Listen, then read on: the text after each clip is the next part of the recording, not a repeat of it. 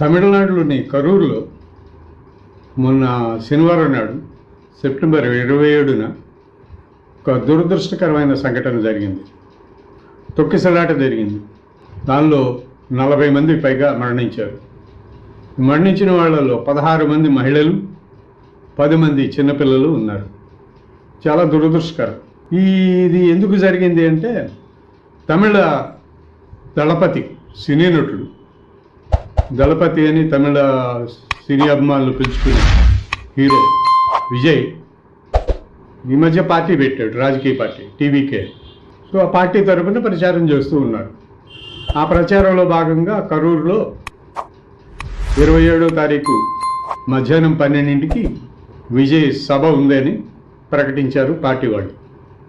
So ఆ సభా వేదిక కోసం 2-3 ప్రాంతాలు పరిశీలించి పోలీసులు రిజెక్ట్ చేశాక ఈ ఒక ప్రాంతాన్ని, ఊరు బయట ప్రాంతాన్ని ఎంపిక చేసుకున్నారు. అది ఒక 10,000 మంది సరిపోయేటువంటి ప్రాంగణం. అయితే అక్కడికి 12ంటికి విజయ్ వస్తాడని చెప్పిన తర్వాత 11 నుంచే అభిమానులు రావడం మొదలెట్టారు. తమిళనాడులో రజనీకాంత్ తర్వాత అత్యధిక అభిమానులు ఉన్న నటుడు విజయ్. ఆయన 12ంటికి వస్తాడంటే 11ంటికి 10:30కే జనం రావడం మొదలైంది. సరే, పోలీసులు వాళ్ళు ఎలా పర్మిషన్ ఇచ్చారు కదా, వాళ్ళు ఒక 500 మంది వచ్చారు. పోలీసులు కూర్చున్నారు. విజయ్ రావడం లేట్ అయిపోయింది. 2 అయింది, 4 అయింది, 6 అయింది, రాలేదు. ఈలోపు జనం పోగారు. ఒక 10,000 మంది అనుకున్న సభ ప్రాంగణంలో దాదాపుగా 25,000-30,000 మందికి వచ్చేసారు. తర్వాత సాయంత్రం 7:30కి విజయ్ వచ్చాడు.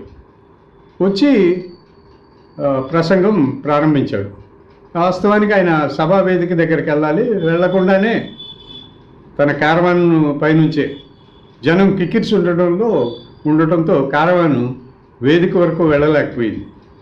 అందువల్ల ఈ కారవాన్ పైనుంచే ప్రసంగం మొదలుపెట్టాడు. అయితే ఉదయం నుంచి ఉన్నారు కదా ప్రజలు చాలామంది, వాళ్ళు మధ్యాహ్నం భోజనానికి కూడా ఇంటికి వెళ్ళలేదు, అలాగే ఉండిపోయారు. ఈ సమావేశం ఏర్పాటు చేసిన టీవీకే పార్టీ వాళ్ళు ఈ ప్రజలకు మంచినీళ్ళు ఇవ్వడం కానీ, చిన్న చిన్న ఆహార పొట్లాలు అందించడం కానీ అట్లాంటివి కూడా ఏమీ చేయలేదు. సహజంగా అది కరూరు చాలా వేడి ప్రాంతం. తమిళనాడు అంతా కూడా వేడి ఎక్కువే, ఇది కొడైకెనాల్ తప్ప వేడి ఎక్కువ ప్రాంతం. సో ఆ ఎండ దెబ్బ అంతా ఉంది. మొత్తానికి సాయంత్రం 7:30కి విజయ్ వచ్చి ప్రసంగం ప్రారంభించే టయానికి క్యారవాన్ కోసం దారి వదలాల్సిన పరిస్థితి వచ్చేసరికి తొక్కిసలాట జరిగింది. విజయ్ పర్సనల్ సెక్యూరిటీ వాళ్ళు కూడా కొంతమంది ఆ ప్రజల్ని ఆ వ్యాన్కి అడ్డంగా ఉండకుండా పక్క నెట్టి వేయడానికి ప్రయత్నం చేశారు. అయితే విజయ్ వస్తున్నప్పుడు విజయ్ వాహనానికి అటు ఇటువైపున పరుగులు తీసుకుంటూ దాదాపు ఒక 10,000 మంది జనం వచ్చారు. మొత్తంగా ఒక 10,000 మంది జనం పట్టే ప్రాంగణంలో 30,000 మంది ఉన్నారు. ఆ తర్వాత ఈ వీళ్ళు ఒక వెహికల్ విజయ్ అంటే ఒక 10,000 మంది వచ్చారు. ఈ మొత్తం కలిపి 40,000 మంది జనం అక్కడ. ఆ ప్రాంగణం బయట రోడ్డు ఎంత గుమిగూడేసరికి తొక్కిసలాట మొదలైపోయింది. ఇరుకు ప్రదేశం అయిపోయింది. తొక్కిసలాట మొదలైంది.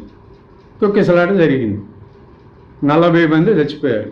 ఇప్పుడు తమిళనాడు ప్రభుత్వం, స్టాలిన్ నేతృత్వంలోని తమిళనాడు ప్రభుత్వం ఎంక్వైరీ కమిషన్ వేసింది. ఒక రిటైర్డ్ జడ్జిని, మహిళని ఎంక్వైరీ ఆఫీసర్కి వేసి అసలు ఎవరిది బాధ్యత అని చూడమని చెప్పింది. అయితే నేను చెప్పేది ఏంటంటే, పోలీసులు ఏమైపోయారు? అసలు ఒక 10,000 మంది రావాల్సిన ప్రాంగణానికి 30,000 మంది వస్తుంటే పోలీసులు ఏం చేస్తున్నారు? పోలీసుల దగ్గర సమాచారం లేదా? ప్రజలు పెరుగుతున్నారు, సంఖ్య పెరుగుతోంది, కట్టడి చేయాలి, అక్కడికి రాకుండా ఆపాలి అనే ఆలోచన పోలీసులకి రాలేదా? నిద్రపోతున్నారా పోలీసులు?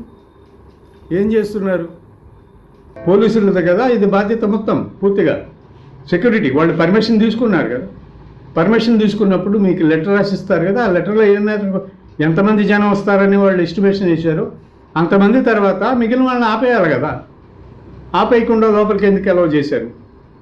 ఇది నేనైతే ఖచ్చితంగా పోలీసుల బాధ్యత, పూర్తి వైఫల్యం పోలీసులది అనేది చెప్పదలుచుకుంది. ఇక రెండోది, విజయ్ ప్రసంగిస్తున్న సమయంలో అంటే 7:30, 8 ఆ ప్రాంతాల్లో ఆ ప్రాంతాల్లో కరెంట్ ఎందుకు పోతుంది? ఎవరు కరెంట్? విద్యుత్ శాఖ అధికారులు ఎవరు? ఏం చేశారు వాళ్ళు? ఎందుకు కరెంట్ తీసేశారు? అన్ని వేల మంది అక్కడ ఉండగా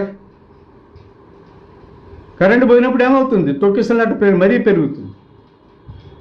అది జరిగింది. అదే జరిగింది. విద్యుత్ శాఖ అధికారులు, పోలీసులు పూర్తిగా వైఫల్యం చెందారు. ఇట్లాంటి ఘటనలు దేశమంతా జరుగుతుంటాయి. మన ఆంధ్రప్రదేశ్లో కూడా జరిగింది. గోదావరి పుష్కరాలప్పుడు 30 మంది చనిపోయారు రాజమండ్రిలో పుష్కర్ ఘాట్లో. గుంటూరులో చీరల పంపిణీ కార్యక్రమం పెడితే 3 చనిపోయారు. కందుకూరులో చంద్రబాబు నాయుడు రోడ్డు షోలో 7 చనిపోయారు. ఇవి జరుగుతున్నాయి. ఇవి జరగకుండా చర్యలు తీసుకోవాల్సిన బాధ్యత ఉంది పోలీసులు. ముఖ్యంగా లా అండ్ ఆర్డర్ అమలు చేయాల్సిన పోలీసులు గట్టి చర్యలు తీసుకోవాల్సిన అవసరం ఉంది. పోలీసులనే బాధ్యులుగా గుర్తించాల్సిన అవసరం ఉంది. తమిళనాడులో జరిగింది అదే. ఇప్పుడు విజయ్ని అరెస్ట్ చేస్తారు అని మాట్లాడుతున్నారు. ఎందుకు విజయ్ని అరెస్ట్ చేసేది? ప్రతి రాజకీయ నాయకుడు పెట్టుకుంటాడు, పార్టీలు సమావేశాలు పెట్టుకుంటాడు. సమావేశాలు పెట్టుకోకుండా రాజకీయ నాయకుడు రోడ్డు షోలు నడపకుండా రాజకీయ పార్టీని ఎట్లా నడపగలుగుతారు? అది సాధ్యం కాదు కదా. రాజకీయ పార్టీలు ఉన్నదే సభలు సమావేశాలు పెట్టుకోవడానికి, రోడ్డు షోలు నిర్వహించుకోవడానికి, అధికారంలో లేకపోతే ప్రతిపక్షంలో ఉంటే ధర్నాలు చేసుకోవడానికి, ర్యాలీలు నిర్వహించుకోవడానికి. ఇదే రాజకీయ పార్టీల లక్ష్యం. రాజకీయ పార్టీల కార్యక్రమాలే అవే చేస్తారు వాళ్ళు. కానీ వాటి నుంచి ప్రజలు కాపాడాల్సిన బాధ్యత పోలీసులది. పోలీసులు పూర్తి అప్రమత్తంగా ఉండాలి. ప్రతిసారి, ప్రతి సందర్భంలో, ప్రతి చోట కంట్రోల్ చేయాలి జనాన్ని.